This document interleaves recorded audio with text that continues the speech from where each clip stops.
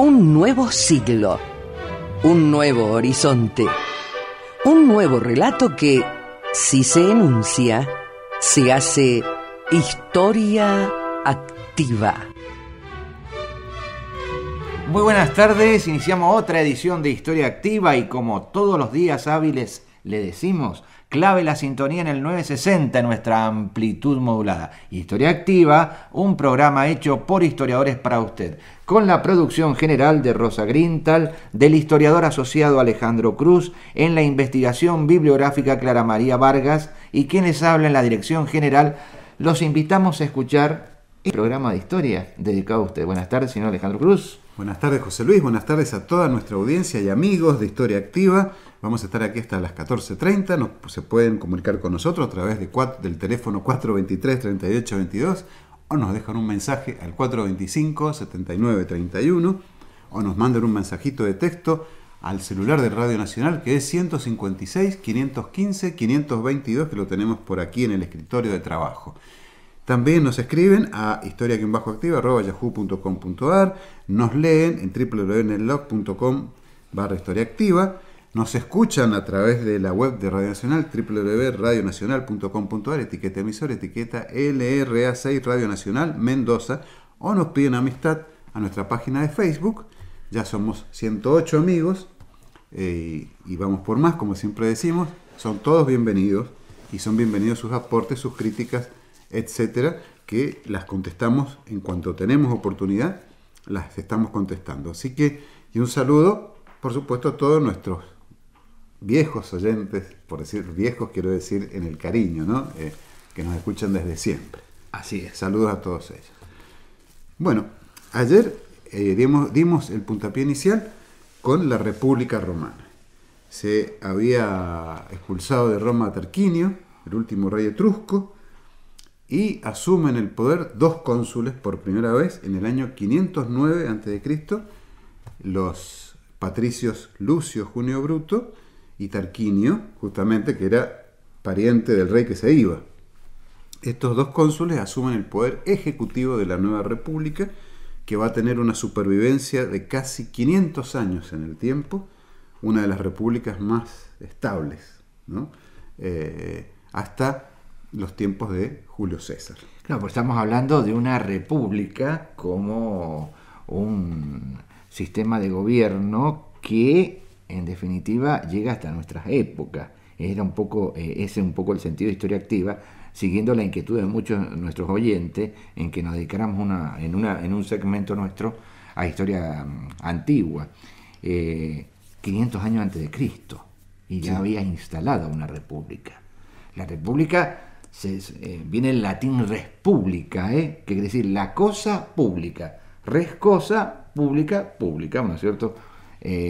Aunque sea una redundancia. Por eso nuestro país, por rango constitucional, se llama República Argentina.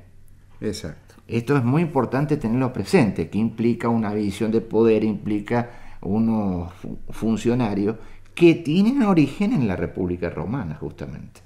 Exactamente. Y esta república fue la que dio el puntapié inicial, por ejemplo, para la gran expansión de la ciudad de Roma, de la urbe, de la primigenia urbe, ad urbe condita, ¿verdad? Librix sex. Muy bien. Los 6 libros. Muy bueno lo suyo. Es así. Desde esa pequeña urbe, entre las 7 colinas, llegó a ser la dueña del mundo occidental conocido. Claro, porque teniendo presente que la mayor expansión se dio en tiempos de la República, como vos bien dices, que llegó a una 3/4 parte del continente europeo, llamémosle 1/3 del continente asiático y otro tercio restante del africano, ¿no? Así es. Bueno, como dijimos, el fin de la monarquía fue en el 509 a.C. Y este lugar que ocupaba el rey fue ocupado por 2 magistrados. ¿Quiénes eran? A estos magistrados se los llamó primeramente pretores, pero después se llamaron cónsules, que es lo que estábamos diciendo recién.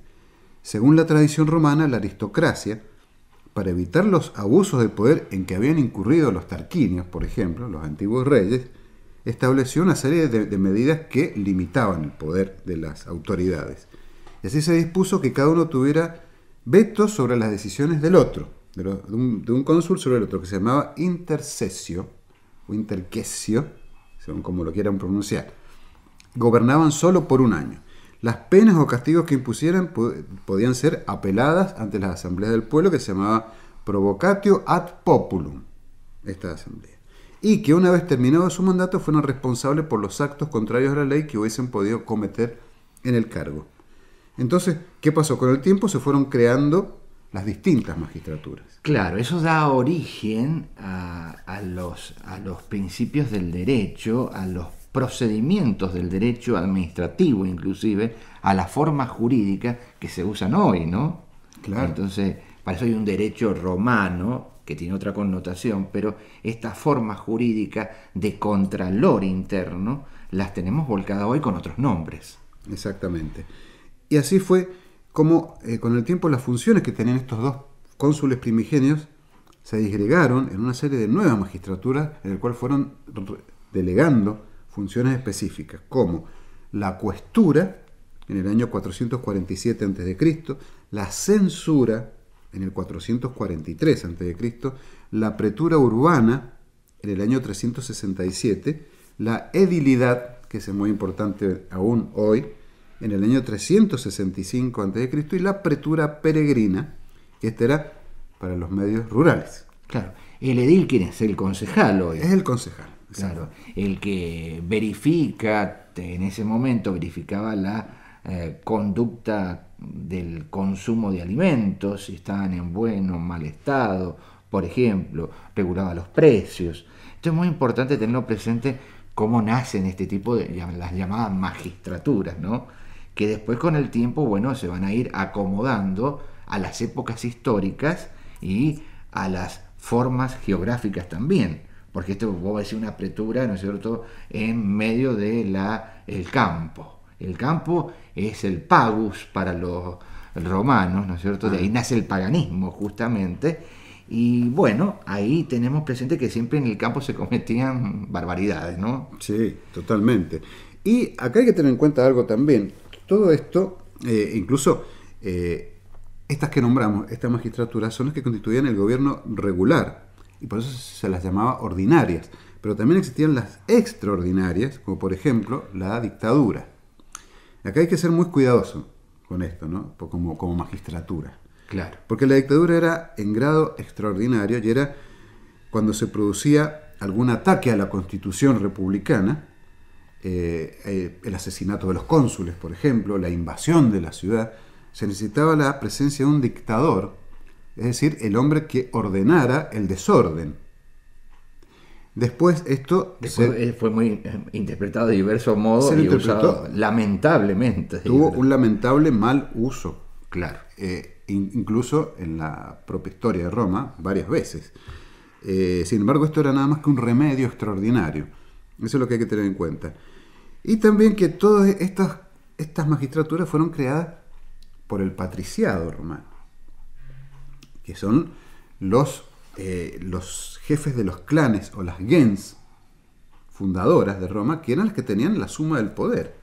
Y iban alternando entre ellas la gens Claudia, la gens Julia, la gens Marcela, ¿sí? Familias. Que son familias o clanes que después fueron atacados por la plebe o los plebeyos, y eso generó una guerra civil, una guerra intestina que duró años y que terminó también en la distribución de magistraturas entre los patricios y los plebeyos. Claro, como era más justo, ¿verdad? Pues, era más justo. Si es que hablábamos de una república. Y se crearon nuevas magistraturas como los tribunos de la plebe, por ejemplo, que siempre hemos comentado esto, ¿no? Claro. El tribuno de la plebe es el representante del pueblo en las asambleas, en el ejército. Era una magistratura muy importante. Muy fuerte en su concepción. Muy fuerte. Y hacía el criterio, como vos decís, de distribución del poder. Claro. Tribuno de la plebe fue Julio César, por ejemplo.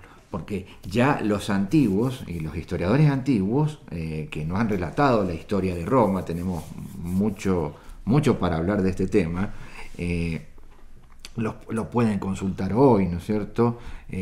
Las citas que hacemos nosotros, pero ya muchos historiadores habían puesto digamos, su ojo en la inequidad, lo que se llama hoy día, en la poca distribución de ese poder, porque si una parte de la sociedad genera un sistema político y usa del mismo, digamos, con funcionarios, estamos viendo que ahí la cuestión no va a funcionar bien.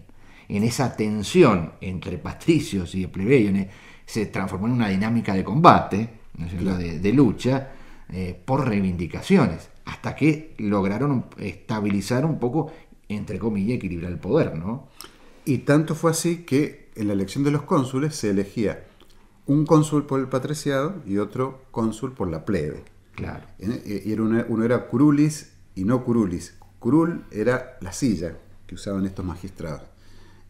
Curul era el que estaba ejerciendo el poder, ¿verdad? Tengan en cuenta que ejercían el poder durante un año y se los elegía el 31 de diciembre, en diciembre, para asumir el nuevo periodo el 1 de enero siguiente. 6 meses uno estaba en el poder, 6 meses el otro estaba en el ejército, en campaña, y cambiaban a los 6 meses. Yo me imagino esas dinámicas en aquella época, ¿no? Estar 6 meses exactos frente a un ejército en campaña guerreando y después volver al poder. Por lo general no tiene que haber sido tan exacto, ¿verdad? Claro. Tiene que haber habido algunas... Depende grises. Claro, de la limitación de la campaña militar, y depende también de la situación política de Roma. Es decir, Roma siempre la situación política fue altamente inestable. Sí. Desde la época de la monarquía, de la república que estamos hablando, y del imperio también. Los emperadores romanos, por ejemplo, se cuidaban mucho de alejarse de Roma por las dudas, y después lo que se convirtió en Roma es por toda historia conocida, pero era siempre un desequilibrio fiscal, un desequilibrio político, un desequilibrio alimenticio. A alguien se le ocurría subir el precio del trigo, subir el precio del pan, y empezaba una hambruna inmediatamente. Todo eso hay que verlo en este contexto de nacimiento de esta República Romana que llega hasta hoy, ¿no? Para que se den una idea de los preceptos republicanos que tenía Roma en un principio, estaba dispuesto en la Constitución Republicana de Roma que todo aquel que terminaba su consulado debía esperar 10 años para volver a postularse. Claro. Esto es para que ustedes lo tengan presente. Y a aquellos que habían ejercido el consulado se los denominaba varón consular. O sea, era una distinción. Había sido cónsul de la República Romana, como lo fue Cicerón. Claro. Y con el atributo de que se le hiciera una estatua, es un busto. Un busto. En plazas públicas, mientras vivía todo eso. Era como una celebridad caminante. Claro, y era un hombre intachable en el sentido de que era muy respetado por todos, porque era un varón consular, así como existían los varones senatoriales. Claro. Aquellos que integraban lo que era el Senado. El Senado quiere decir Consejo de Ancianos. Claro. Viene de sene, que es anciano. Senectute. De senectute, que exactamente la vejez. Eran muy respetados. Como vos decís, promediando la época de la República, existieron muchos excesos y se bastardeó el sentido republicano primero por diversos personajes, entre ellos Mario, Caius Mario, claro, que fue reelecto 7 veces cónsul. Claro.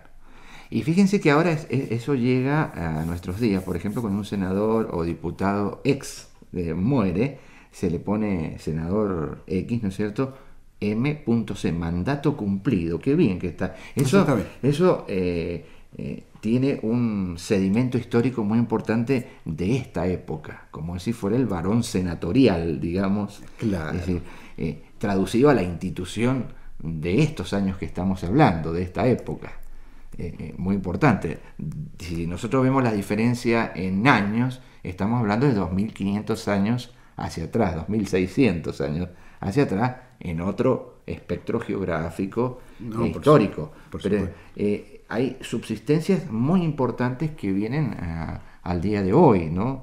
Igual que la reina de la vendimia, mandato cumplido. Eso es muy importante no solamente una cuestión protocolar, sino una cuestión, bueno, vos has sido reina. ¿Sí? Claro, es un reina de la vendimia. Claro, ¿no? Es un reconocimiento de la sociedad. Y, por ejemplo, otra de las costumbres o de los preceptos republicanos era que los generales o los cónsules a cargo de los ejércitos tenían la obligación de licenciar a las tropas a las puertas de la ciudad. ¿Para qué? Para evitar golpes de Estado. Claro. Y esto sucedió así por siglos hasta el advenimiento de don Lucio Cornelio Sila, que fue el primero que entró a caballo con sus legiones a Roma, provocando justamente el primer golpe de Estado en la historia de la República de Roma. Allí empezó la decadencia de la República hasta terminar Claro, en Augusto. Y eso lo queremos, qué conceptuación histórica y de paradigma histórico y valorativo, que cuando se bastardea las instituciones republicanas pasa lo que pasa, digamos, en la historia. Esto es una constante de regularidad histórica a lo largo de los años. Esto es muy importante tenerlo aquí presente, ¿no? Sí. Luego, después, con los emperadores, si bien existía el emperador y tenía todo el imperium, todo el poder, se seguían eligiendo cónsules, pero era de otro modo.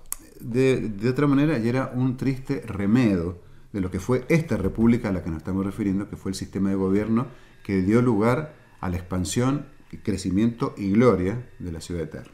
Muy bien, tiempo cumplido. Tiempo cumplido. Mandato cumplido. Mandato cumplido nosotros.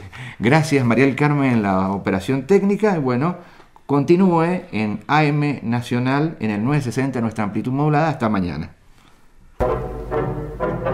Historia Activa.